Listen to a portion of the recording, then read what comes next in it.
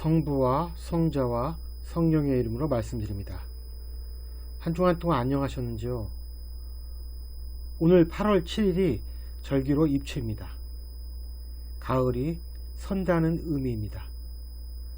우리가 흔히 찌는 듯한 무더위라는 말을 많이 사용하는데 찜통 같은 무더위가 지배하는 시기는 정확히 6월 하순부터 입추 근처까지의 시기를 말합니다.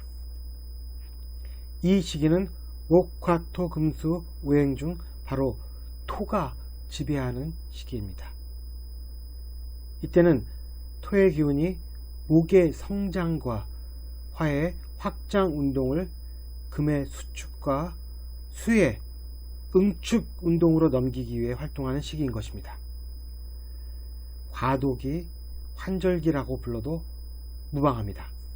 우리는 이 시기도 통상적으로 여름이라 부르지만 여름의 상징인 태양의 위세보다는 이미 태양으로부터 달궈진 지표의 복사열이 더 위세를 떨치는 토의 계절인 것입니다. 이 시기는 땅을 푹푹 쪄내니 물기는 수증기가 되어 하늘로 증발하고 그 물들이 쌓이면 다시 빗물이 되어 내리게 됩니다. 그래서 환절기의 큰 특징은 눈, 비가 많이 내린다는 것입니다. 환절기인 4월, 7월, 10월, 1월의 기후적 특징을 관찰해 보시면 금방 알 수 있는 내용입니다. 대자연의 순환에 따라 이제 곧 무더위도 물러갑니다. 특별히 올해는 추석이 9월 초순에 있어서 가을이 더 빨리 다가오는 느낌입니다. 아무쪼록 여러분 모두 막바지에 이른 무더위에 건강 조심하시길 기원합니다. 오늘 복음은 두 부분으로 나뉩니다. 앞부분은 지난주에 이어 우리가 재물을 어떻게 다루어야 하는가에 대해 말하고 있으며 뒷부분은 종말에 관한 비유라고 할 수 있습니다. 두 부분 모두 우리가 어떻게 해야 신실한 종이 될 수 있는가에 대해 말하고 있는 것입니다. 앞부분을 살펴보는 다음과 같습니다. 수확이 늘어나자 그 수확물을 가난한 사람들과 나누기보다는 창고를 지어 보관하려는 부자에 대해 예수께서 내린 말씀을 그것을 팔아 가난한 사람에게 나눠주고 헤어지지 않는 돈지갑을 만들며 재물 창고를 하늘에 마련하라는 당부였습니다. 예수님의 이 당부를 현실에 실천한 사람들을 만나기란 쉽지 않습니다. 그 이유는 예수님께서 다음과 같이 명료하게 말씀하고 계십니다. 너희의 재물이 있는 곳에 너희의 마음이 있다. 너희의 재물이 있는 곳에 너희의 마음도 있다. 예수님의 이 말씀은 인간의 본성을 정확하게 찌른 것으로 볼 수 있습니다. 언뜻 보면 인간은 정신적이고 영적인 존재이며 매우 고상한 존재처럼 비춰지지만 실은 물질에 의해 재배되는 유물론적인 존재입니다.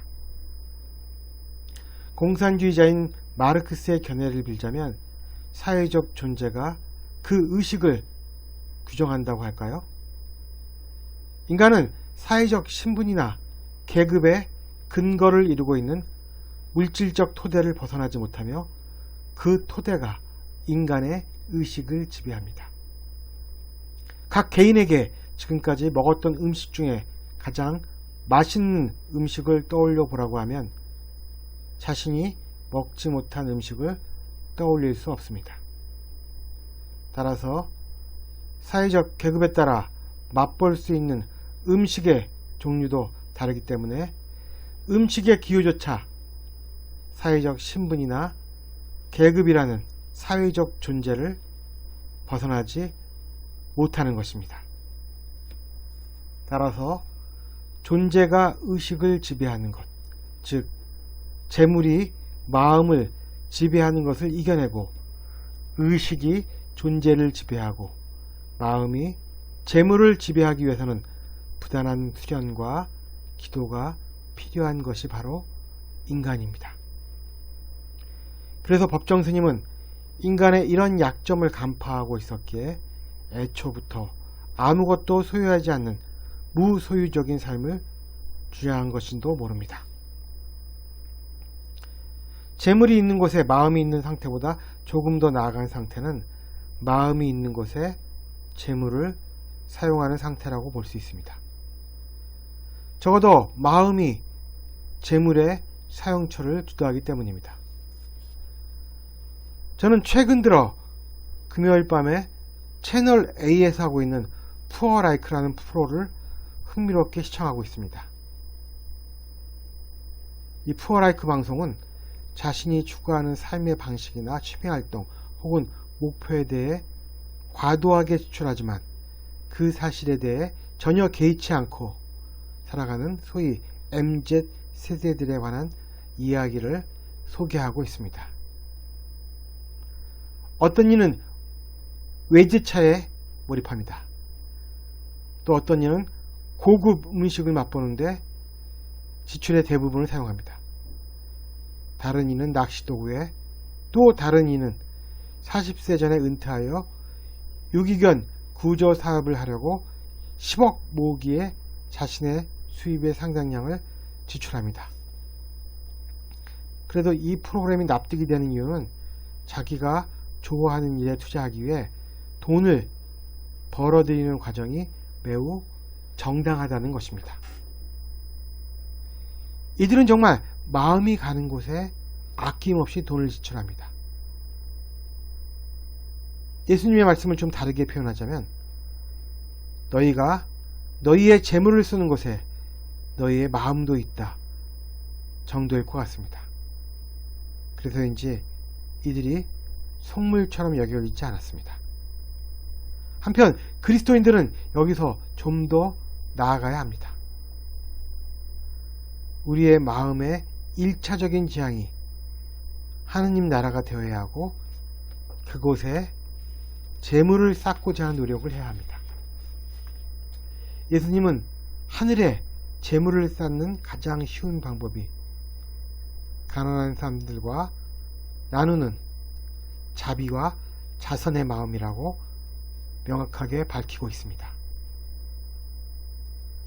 우리는 이 쉬운 일을 잊지 않고 행하는 하나님의 종이 되기를 바랍니다. 이어서 예수님은 잔치에서 언제 돌아올지 모르는 주인을 맞이하는 종을 예로 들어 우리도 예수님이 재림하시는 종말의 날에 신실한 종처럼 주님을 맞아들여야 한다고 말씀하십니다. 우리는 마태복음에서 10처녀의 비유를 통해 종말을 맞이하는 이들의 마음가짐이 어떠해야 하는가에 대해서 들은 바가 있습니다. 그날과 그 시간은 아무도 모르기 때문에 항상 깨어있음이 바로 올바른 마음가짐인 것입니다. 예수님은 제자들로 하여금 내적인 깨어있음이 외적으로 드러날 필요가 있다고 강조하십니다. 그것은 허리에 띠를 띠고 등불을 켜서 주인이 돌아올 때를 준비하는 것입니다. 사극에서 보면 결투를 앞두고 주인공이 허리띠를 졸라맵니다. 사제들도 미사를 드리기 전에 예복을 갖춰 입고 허리띠를 맵니다. 여성의 경우 이와 비슷한 것이 머리를 묶는 행위입니다. 이 모두 중요한 일을 앞두고 자신의 마음가짐을 표현하는 행동으로 볼 수 있습니다. 또 등불을 켜는 것은 주인이 집안에 들어오는 데 도움이 되도록, 그리고 주인을 알아보는 데 도움이 되도록 깨어있는 것을 의미합니다. 지금 주인은 혼인잔치에 참석했습니다. 그러나 당시 이스라엘의 혼인잔치는 하루에 끝나는 행사가 아니고 최소 5일에서 7일 정도 걸리는 대형 이벤트였기에 종의 입장에서는 주인이 언제 올지 가늠할 수 없었습니다. 그런데 주인이 밤중에 오든 새벽녘에 오든 그가 왔을 때 종이 깨어있는 것으로 판명되면 그 종들은 행복하다고 복음은 말하고 있습니다. 그 이유는 주인이 종의 충실함에 감복하여 자신이 허리에 띠를 띠고 종들을 위해 시중을 드는 일이 벌어지기 때문입니다. 오늘 복음은 때를 모르면은 두 가지 형태가 있다고 말합니다. 결혼식에 참여하는 주인처럼 이제는 올 법한데 오지 않는 지연의 형태가 있고, 도둑의 침입이나 주님의 재림처럼 급작스러운 형태가 존재합니다. 그러나 오늘 복음은 주인에게 대접을 받을 정도의 종이 되려면 이 두 경우 모두 잘 대비해야 한다고 말하고 있는 것입니다. 우리는 오늘 복음에 등장하는 충실한 종의 비유를 주로 종의 입장에서 생각하는 데 익숙합니다. 그러나 다른 한편 우리는 주인이라는 존재가 종이 믿음을 지니고 충성을 바칠 만한 자격이 있었기에 종도 이렇게 행동했음을 이해해야 합니다. 상호적이지 않은 관계는 없습니다. 관계 자체가 상호적입니다. 우리가 오늘 종의 비유를 통해 주인에 대해 알 수 있는 사실은 주인은 자신이 기꺼이 종이 되어 종을 섬길 수 있을 만큼 성숙한 인격을 지닌 사람이라는 사실입니다.